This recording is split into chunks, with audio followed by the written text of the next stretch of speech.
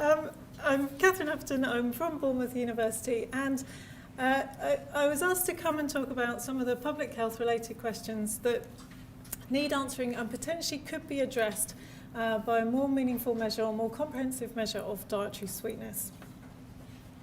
I'm hoping as well I might answer some of the questions that have come up already, but also I'm going to provide a lot more.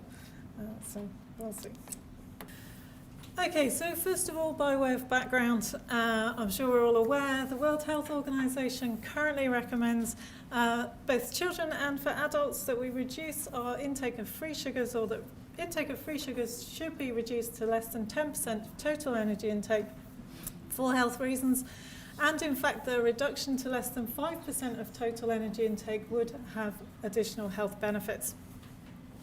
The recommendations are there based on reported associations between sugar consumption and increased risk of dental caries, type 2 diabetes and cardiovascular disease, and increased reported associations between increased energy consumption and overweight and obesity.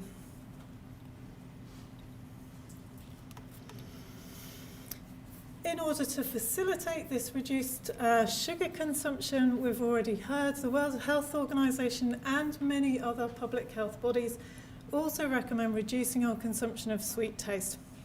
This is reducing dietary exposure or reducing our consumption of sweet taste regardless of source. So sugars, sweeteners, naturally sweet tasting food items such as fruit are all equally eligible here.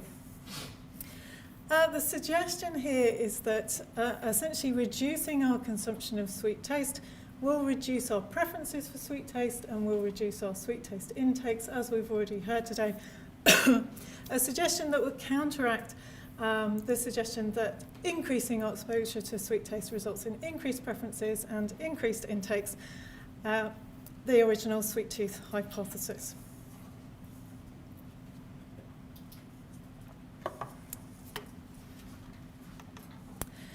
Despite these recommendations, however, there is currently very little evidence to suggest there's any such association between exposure, preferences and intakes.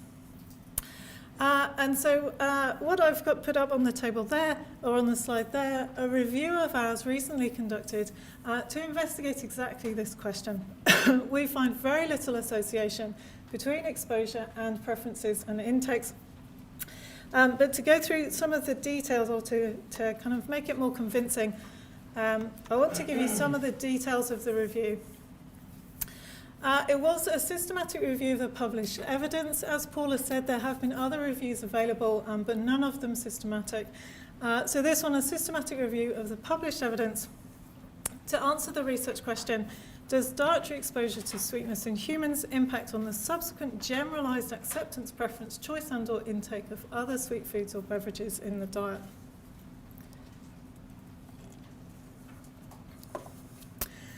We searched 3 academic databases over all years of records. For all articles we could find that included a sweetness term, an exposure term and an outcome term. We limited our searches to articles that have been published and those that have been published in English, but our intention was to make it as inclusive or as comprehensive a search as possible. We also added to our database searches by looking through the reference lists of included research articles for any that might have been missed by the database searches. Articles were considered suitable for inclusion in the review if they reported an investigation of the repeated exposure to or a repeated manipulation of sweet taste through foods and beverages in the diet, if they also included a comparator, if they included a subsequent measure of perception, acceptance, preference, choice and or intake of other sweet foods and beverages, and if they were conducted in humans over the age of 6 months. Now, importantly, we were interested in sweet taste per se. So again, source of sweet taste didn't matter. Articles looking at sugar, articles looking at sweetener consumption, and articles looking at naturally sweet tasting food items such as fruit were all equally eligible. We were only interested in studies that looked at repeated exposure, and we were only interested in studies that looked at subsequent measures in other sweet food or beverage items. We were looking specifically for a generalised sweet tooth preference or intakes. We used standard good quality research review methodology to do the review. So basically all work was undertaken by 2 individuals independently, and then agreements were checked. We also measured risk of bias, or judged all of the studies on risk of bias. We also registered our protocol in advance, following a little informal peer review as well.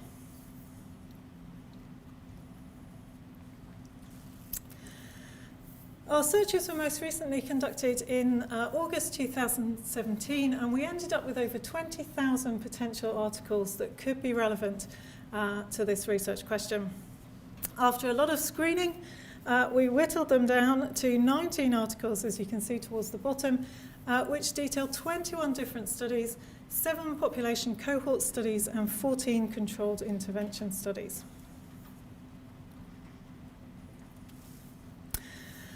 Of our 7 population cohort studies, 3 of these were retrospective, so they assessed outcomes at the time and asked individuals to retrospectively recall exposure at an earlier time point. And 4 of them were prospective, so they assessed exposure at the time and then followed individuals up for a variety of years or a variety of timeframes to subsequently measure outcomes. Importantly, our prospective cohort studies were all conducted in children, and they all assessed limited aspects of the diet, so they asked for typically frequency measures of individual sweet food items.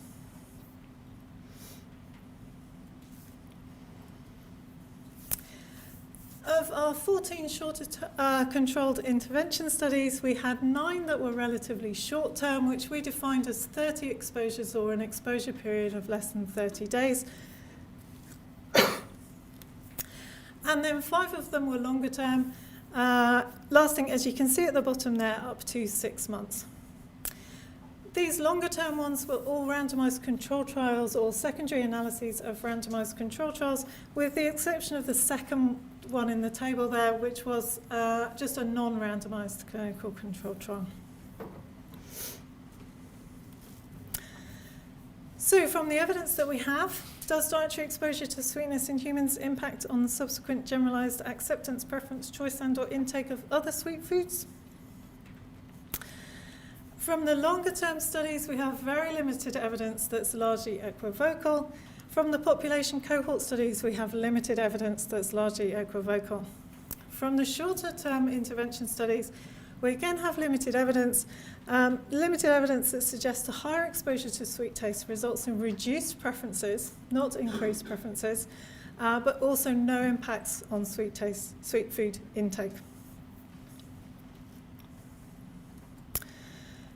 So from the work that we've done, there is currently no evidence to suggest any association between sweet food exposure or sweet taste exposure and subsequent preferences and intakes for other sweet food items. The recommendations that are there, as Paul has already suggested, are there based on a lack of evidence. So there's something here that needs to be changed already. What was interesting though also, or one of the main findings from the review, was that in actual fact there's very little evidence available here. We found only 21 different studies, which included just short of 3,500 individuals, so it's really not a lot of evidence available on which to be making recommendations. The evidence that was there was also highly heterogeneous. There's a lot of variety between studies in terms of both methodology and in outcomes. Much of the research also addressed our question only very indirectly. It was really looking at or aiming to study something else. Many of the studies also received judgments of very high risk of bias.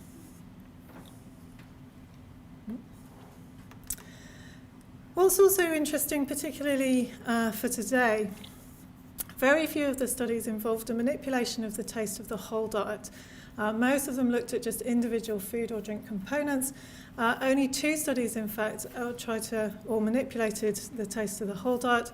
One relatively short-term intervention and then one of the longer-term interventions. Also, interestingly, few of the studies assessed perceptions of sweet taste by those actually consuming the diets. and none of the studies looked at sweet taste intensity or the strength of sweet taste across the diet.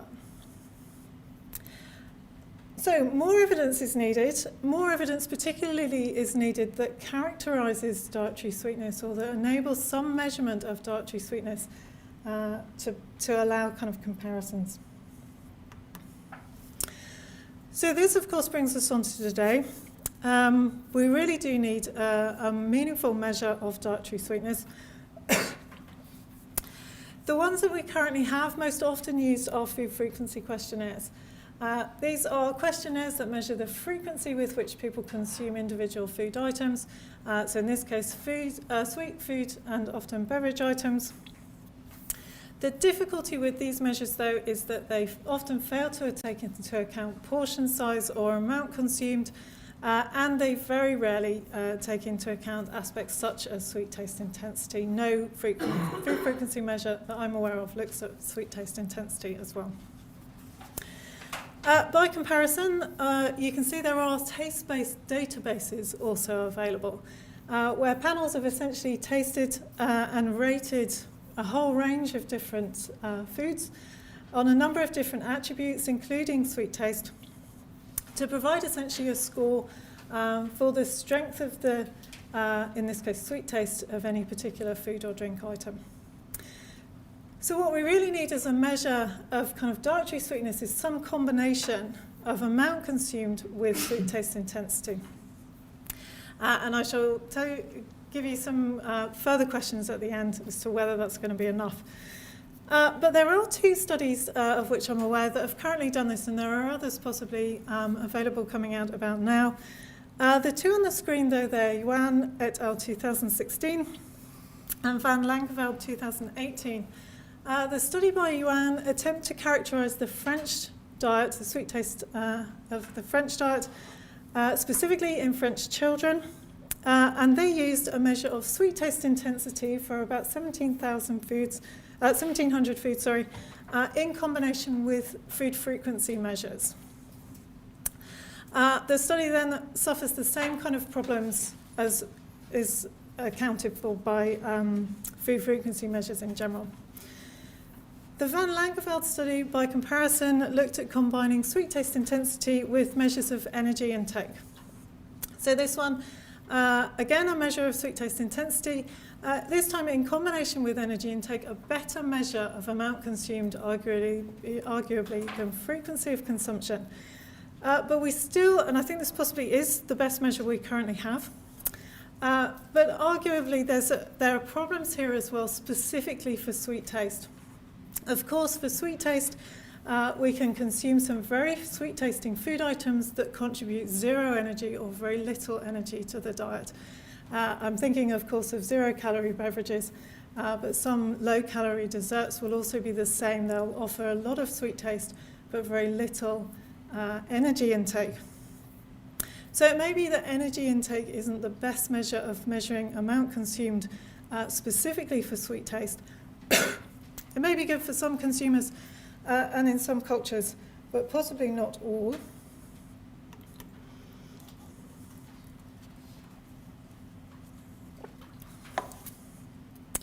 So an alternative might be to look at weight consumed instead of energy consumed. We don't have any, I've got two sets of kind of unpublished data up on the screen now. The first, the written data, is data from a study that I've recently conducted, or we recently completed this study. It's currently being written up. But in the study, we asked individuals to eat freely from a buffet meal where we provided individuals with both sweet and non-sweet food items, and we wanted to look at the proportion of sweet food consumed. You can see if we look at proportion based on energy consumed versus weight consumed, we do get different values. I'm not suggesting either one is better than the other one. I simply want to demonstrate there's a difference here. The other data that we have there, data from John Hayes. Thank you very much, John. And what I want you to look at here is essentially the first two bars of this chart. This is a measure of sweet taste intensity of different sucrose solutions. Each of the sucrose solutions has the same amount of sugar in it, You can see at the top 0.92 grams. But if you look at the first chart, the first bar, the 0.92 grams is dissolved in 10 mils of water, and in the second bar in 20 mils of water. The sweet taste intensity ratings differ quite a bit, as you can see. So if we look at, this energy component, or the energy contribution of these two solutions is the same. The weight is very different. So if we combine the intensity ratings with the energy, we'll get very different values to if we combine the intensity ratings with the weight. Again, it's simply a demonstration that these two things are different, and we need to think carefully about how we're going to measure, essentially, amount consumed.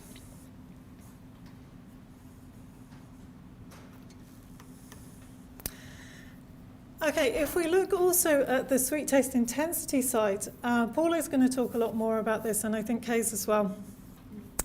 Kind of as a way of introduction, sweet taste intensity side of the equation isn't easy either.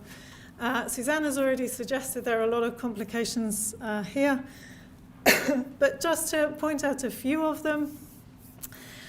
Firstly, sweet taste intensity can vary widely in different products, not just across different products, but within the same product. So sweet taste intensity will vary dependent on growing conditions, harvesting conditions, natural ripeness for naturally occurring sweet products, but will also differ, of course, dependent on product specification and so on. Sweet taste intensity can also vary as a result of other tastants and food textures. Suzanne's already given some nice examples of this. The best example of a variant of sweet taste of other tastants, I think, is tonic water. Tonic water contains about the same amount of sugar as other carbonated beverages, particularly fruit-based carbonated beverages, but doesn't taste as sweet as a result of the quinine, bitter-tasting quinine in tonic water. Again, if you're not convinced by your own experiences, we have some nice data from John, where if you look at the third column on the chart, you can see the perceived intensity ratings for sucrose solution with quinine added into it, compared to the first bar, which is exactly the same solution, but just without the quinine.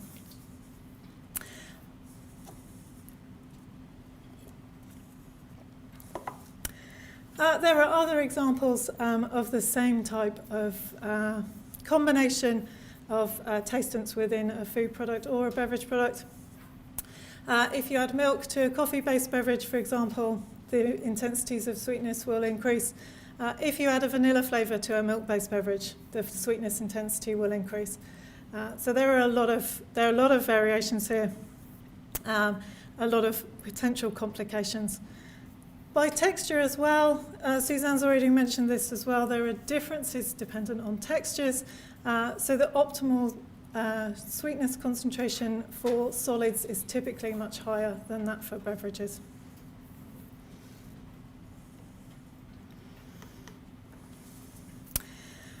There are questions as well about who should be making these ratings. So the chart we have from John is based on consumers, and you can see from the chart nicely wide variation between between individuals. There is a consensus towards obviously where the means are, but some people are making vastly different ratings. Much of the work that's been conducted here so far has been conducted using trained panels, but there are arguments now that maybe we should be using consumer panels instead. At the end of the day, it's consumers that are consuming diets in the real world. It's consumers that are going to experience health outcomes or suffer from health conditions. So there's a lot of merit to thinking more about consumers than about trained panels or isolated measurements and so on in artificial scenarios. There are benefits to using consumer panels. Of course, they don't require training. They may be more appropriate. There are potential issues with consumer panels, of course. Consumers will be more affected by context or by situation. But again, this might be entirely appropriate. In the real world, that's what people are doing. Consumer panels will be particularly valuable, of course, if we want to look at individual differences. If we want to look at things like differences across cultures or differences across ages, these types of things, consumers will be more valuable.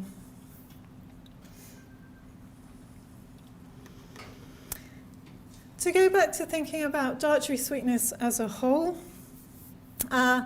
there are questions as well then about which of these two combinations, if we want to say dietary sweetness is a combination of amount consumed versus sweet taste intensity or in combination with sweet taste intensity, which are they equally important, or is one more important than another one? Is intensity more important, or is the amount consumed more important? And this is a question we really can't answer at the moment. We don't know the answer, and we can't answer it without a good measure of dietary sweetness. The other kind of added complication or added questions that I've put up there is the impact of behaviours. So again, if we're thinking about consumers, is consumers they're consuming products in the real world that really we need to be concerned about? But consumers don't consume products in isolation. They consume diets. It's a comment that's come up already. It's consumers that will be combining products together to result in tastants that combine together. It's consumers that are adding milk to their coffee, for example, to change the sweet taste of that particular item. It's consumers that are adding lemon to their tonic water to again change the sweet taste of that item. So we need to think about consumers. But something else that's particularly important is we need to think about the aspect of consuming.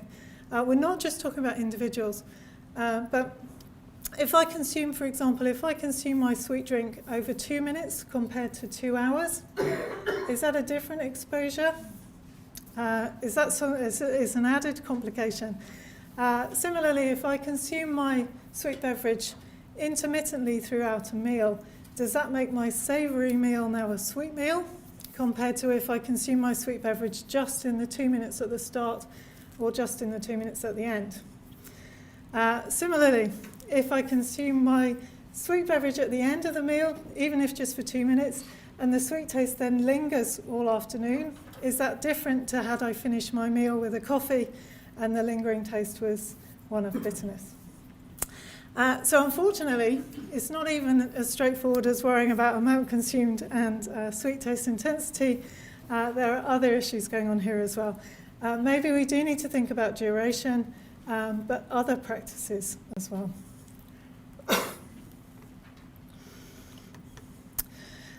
So I sort of said at the start I would attempt to answer one question but provide you with a lot more. But it's definitely an interesting topic area, something definitely as well where we need some more work.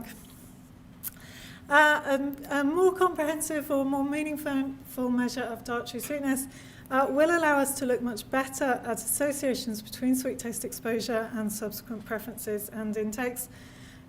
Such a measure would also allow us to look at associations between sweet taste exposure or dietary sweetness and other dietary outcomes, but also health outcomes.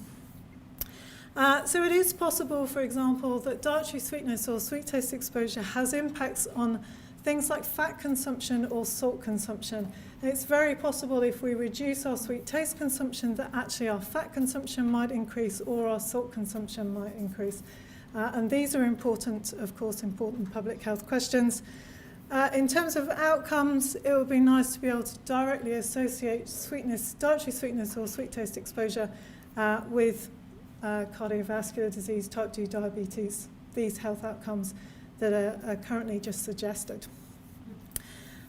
So a more comprehensive measure of dietary sweetness, vital for public health agencies to allow the development of evidence-based recommendations, but also a potential interest, of course, to the food industry for considerations in product formulation and so on.